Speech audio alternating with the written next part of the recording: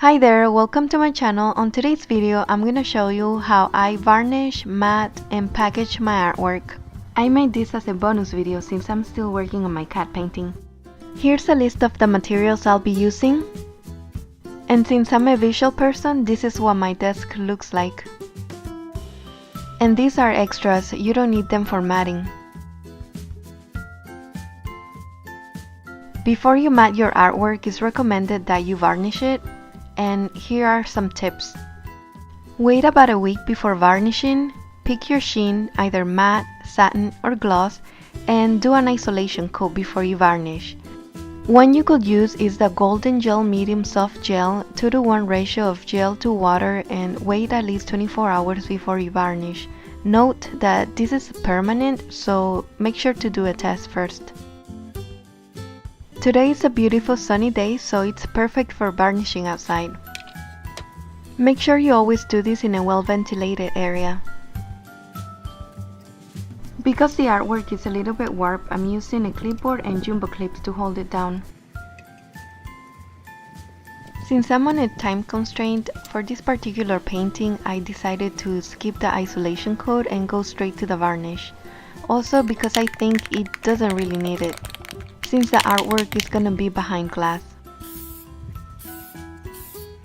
I'm holding the can about 10 to 12 inches from the surface, and I begin going from side to side, making sure that I go beyond the page and overlapping each stroke lightly.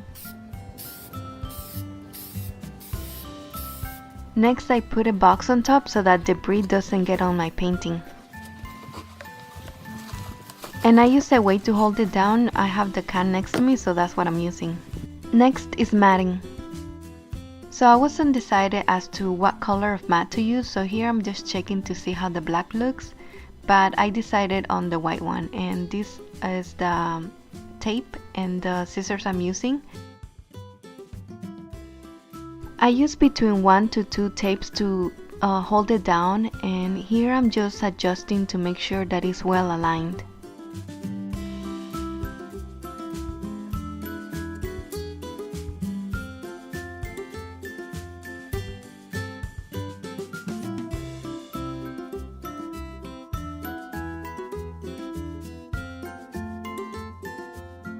Now this is the tape glider I use to tape the mat with the backing. Now you don't need this, you can just get a double-sided tape and use that, but I use this for convenience.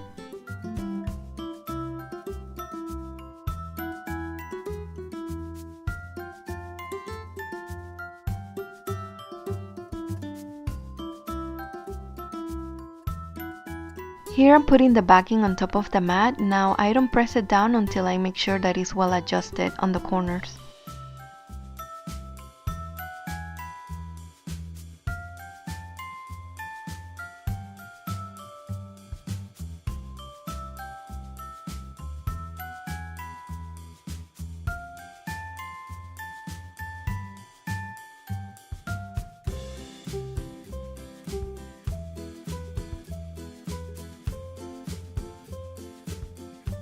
Now, this is what it looks like after it's taped.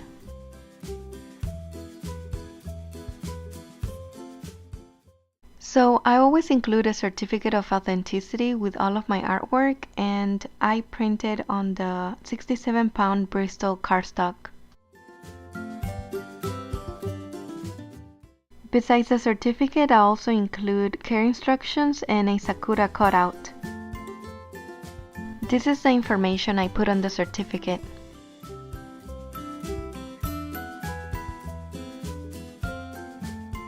For packaging, I use a cellophane bag. And I almost forgot, I also use a label to ID the artwork.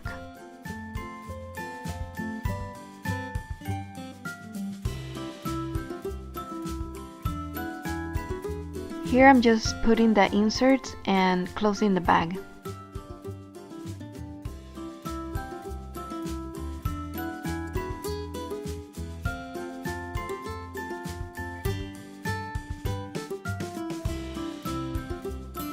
For wrapping, I might use tissue paper, but because this is for a birthday present for a family member, I'm using a gift wrap. Also because I couldn't find any tissue paper to do that demonstration.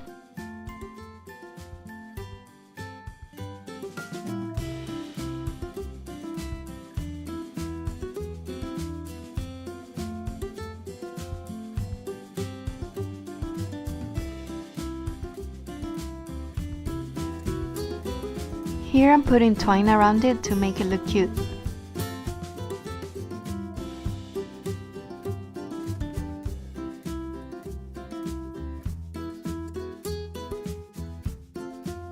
And here's my tag where I'm gonna write happy birthday.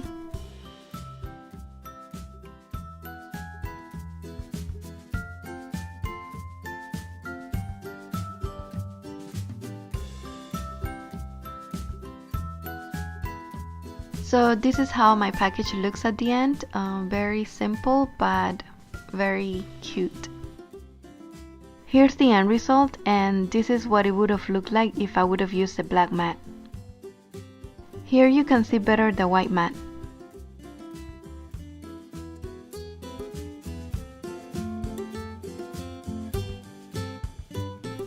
Thanks for watching, and if you like this video, don't forget to like and subscribe.